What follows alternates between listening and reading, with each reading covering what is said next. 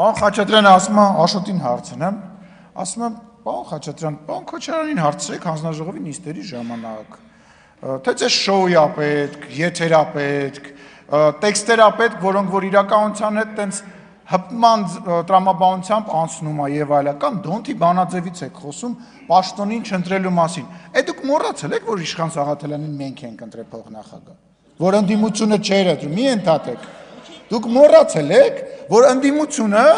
ժողովուրդ հիշում եք, ընդդիմությունը իր տեխնացուին երկու անգամ չէր ընտրում, մենք ենք քվեարկել, որ իրենց հասանելի բանը պաշտոնին Իշխան Սաղաթելյանը ընտրվի։ Մոռացել եք այդ ամեն ինչը։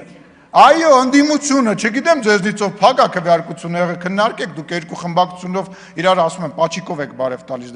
դալիճի ներսում։ Քննարկեք, ասեք, բայց ով չքվեարկեց մեր սիրելի Իշխան Սաղաթելյանին երկու անգամ որ չընտրվավ։ Նենց որ մեր վրա մի մատնացույց արես, դուք ճուկ չեք ընտրել։ Իսկ ինչ վերաբերում է պարոն Մինասյան, այդ որ ասում եք մերժել,